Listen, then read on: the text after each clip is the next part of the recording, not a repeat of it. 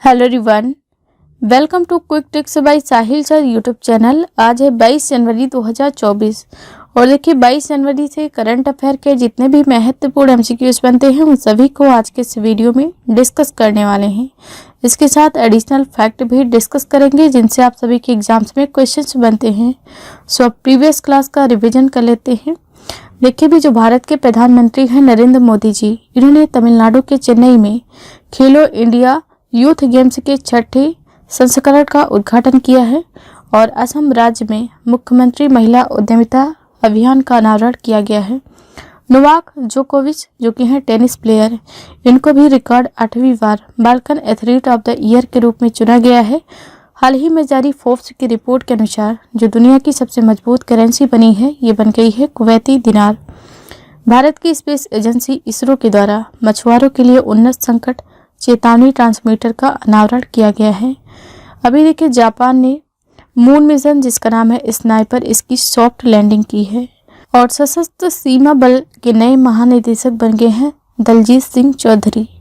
अभी देखिए उत्तर कोरिया ने जल के भीतर परमाणु हथियार प्रणाली का सफलतापूर्वक परीक्षण किया है। 2010 के बाद में जो सबसे ज़्यादा स्मार्टफोन निर्मित करने वाली कंपनी बनी है ये बन गई है एप्पल।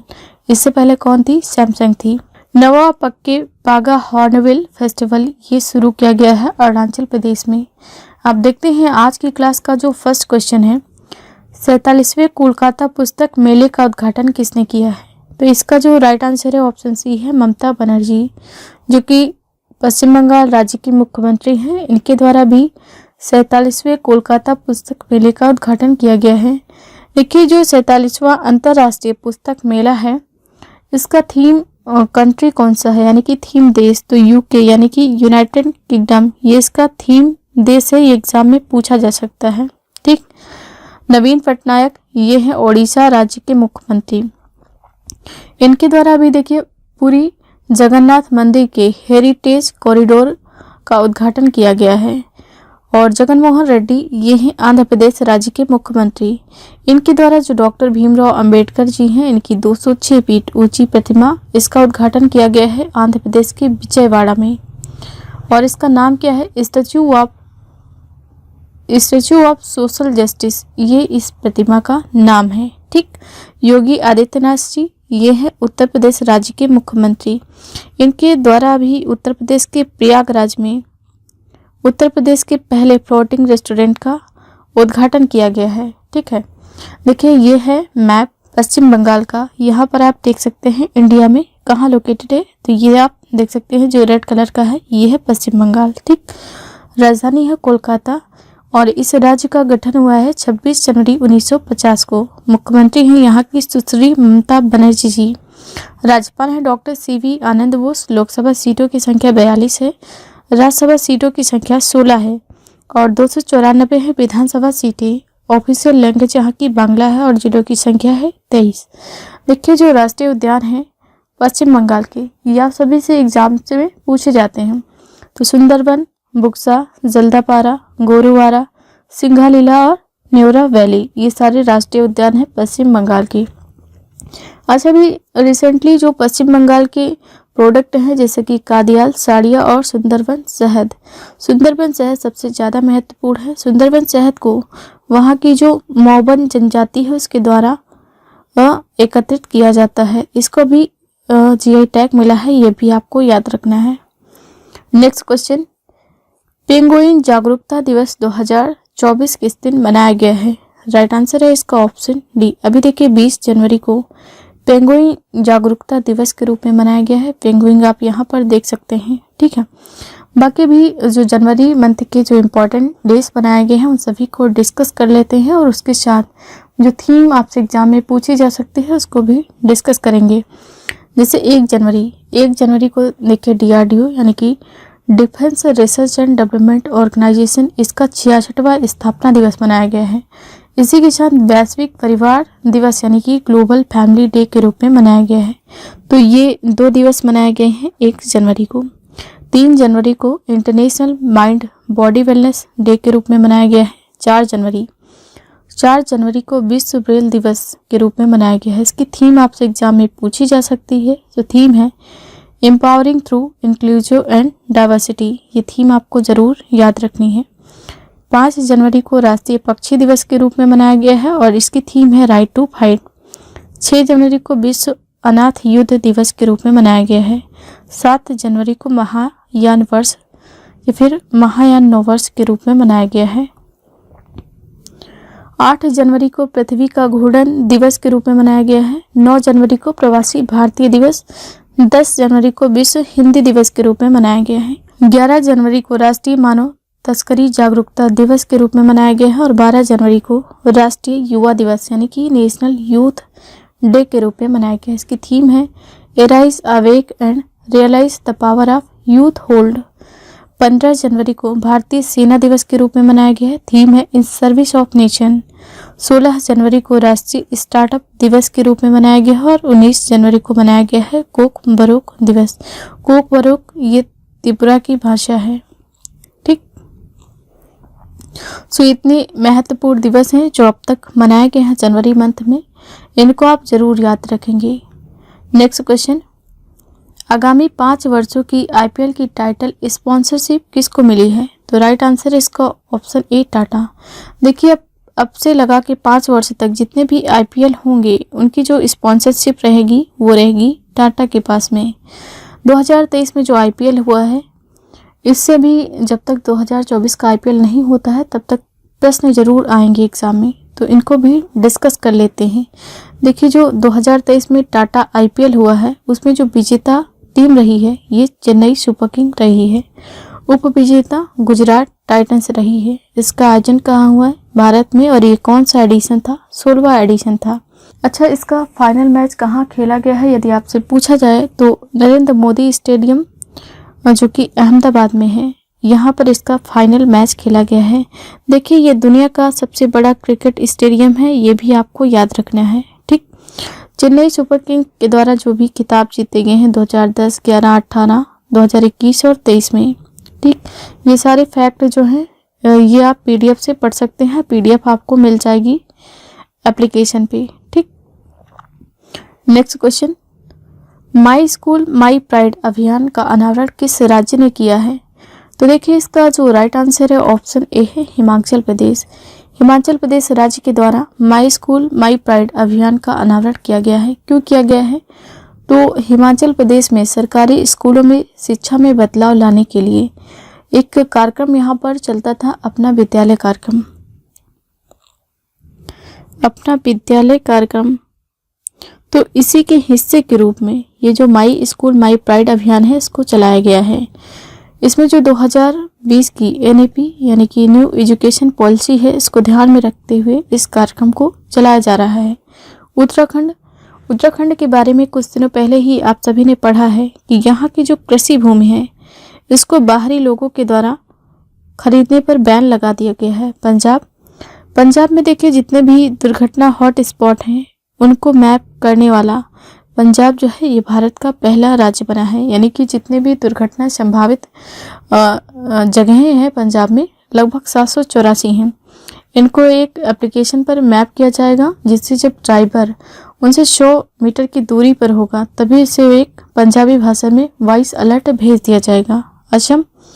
असम अभी देखिए यहाँ पर मोहजुजू जो कि भैंसों की लड़ाई की प्रतियोगिता है इसको फिर से प्रारंभ किया गया है। 2014 में इस पर सुप्रीम कोर्ट ने रोक लगा दी थी। नेक्स्ट क्वेश्चन, बिहार के बाद जातिगत जनगणना शुरू करने वाला दूसरा राज्य कौन सा बना है? तो इसका जो राइट आंसर है ऑप्शन बी है आंध्र प्रदेश। आंध्र प्रदेश के द्वारा अभी जातिगत जनगणना शुरू करने का फैसला लिया गया है। जो पहली बार जातिगत जनगणना हुई थी यानी कि कास्ट बेस्ड सेंसस हुई थी वो किसके द्वारा की गई थी? तो बिहार राज्य के द्वारा। ठीक है। अच्छा देखिए जो मध्य प्रदेश है, मध्य प्रदेश राज्य में भी रानी दुर्गावती अन्न प्रोत्साहन योजना की शुरुआत की गई है और ये जो योजना शुरू की गई है ये मोटे अनाजों को बढ़ावा देने के लिए। असम राज्य में भी मुख्यमंत्री महिला उद्यमिता अभियान की शुरुआत की गई है और उत्तर प्रदेश के अयोध्या में पेइंग गेस्ट योजना की शुरुआत की गई है। नेक्स्ट क्वेश्चन, क्षेत्रीय राजभाषा सम्मेलन का उद्घाटन कहाँ हुआ है? तो इसका जो राइट आंसर है ऑप्शन सी। देखिए अभी कर्नाटक के बेंगलुरु में क्षेत्रीय राजभाषा सम्मेलन का उद्घाटन किया गया है। अच्छा, ऑप्शन ए जो है मुंबई में भी देखिए ISPL यानी कि इंडियन स्टेट प्रीमियर लीग जो 2024 में होगा, इसका आयोजन किया जाएगा। गांधीनगर में वाइब्रेंट गुजरात ग्लोबल समिट 2024 का आयोजन किया गया है और ये इसका 10th एडिशन था, यानी कि 10वां संस्करण था। नेक्स्ट क्वेश्चन, निम्न में से किसे विंग्स इंडिया में सर्वश्रेष्ठ हवाई अड्डे का पुरस्कार मिला है? तो देखिए इसका राइट आंसर ऑप्शन सी हो जाएगा, यानी कि उपर्युक्त दोनों।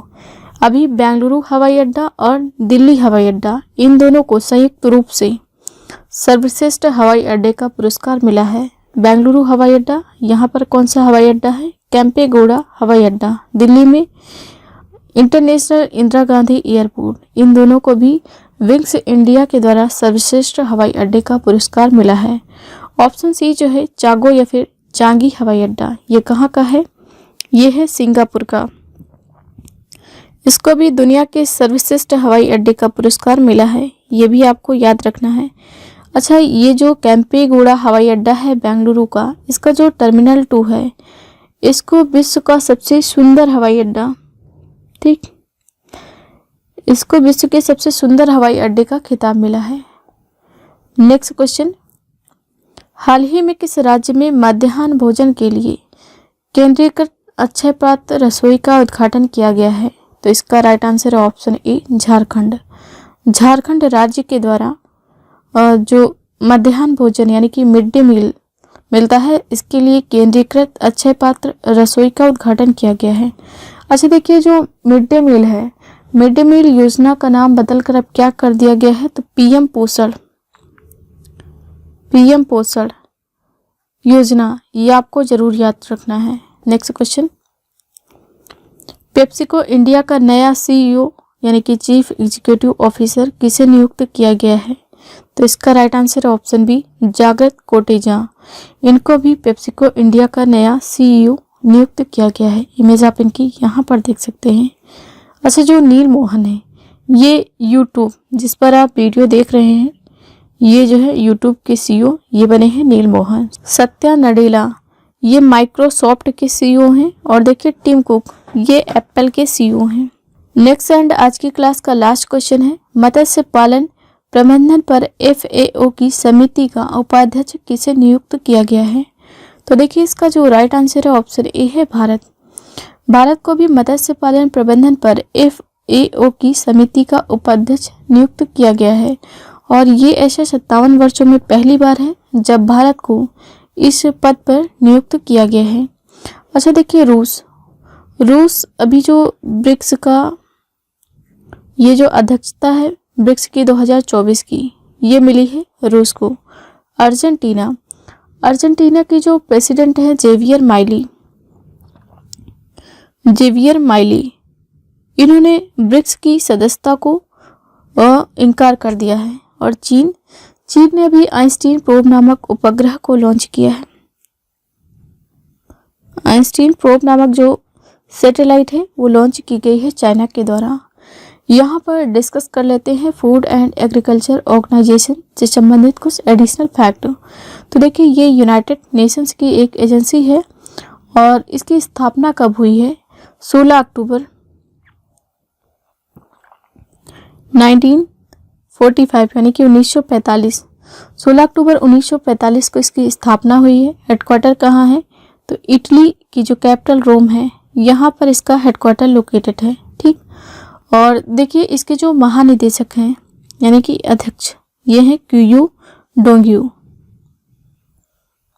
ठीक, 16 अक्टूबर को विश्व खाद्य दिवस या फिर वर्ल्ड फूड डे के रूप में मनाया जाता है। इतने फैक्ट आप सभी को याद रखने हैं। इस प्रश्न को मैंने आप सभी के लिए एज अ होमवर्क दिया था। बहुत से स्टूडेंट्स ने इसका सही जवाब दिया है। हाल ही में किस राष्ट्रीय उद्यान में वाटर बर्ड जनगणना में पक्षियों की उपस्थिति दर्ज की गई है? तो इसका right answer option A Kaziranga, जो कि असम का नेशनल पार्क है। इसमें भी पक्षियों की उपस्थिति दर्ज की गई है वाटर बर्ड जनगणना में। आज का क्वेश्चन ऑफ द डे है, पोंगल किस राज्य अथवा राज्यों में मनाया जाता है? इस प्रश्न का आंसर लिखना है आप सभी को कमेंट सेक्शन में। सो ये रही मेरी आज की क्लास। आई होप वीडियो आप सभी को पसंद आया होगा। वीडियो पसंद आया तो लाइक करें, शेयर करें, कमेंट सेक्शन में अपना फीडबैक जरूर लिखें। Thank you so much for watching this. Have a nice day. See you soon with the next video.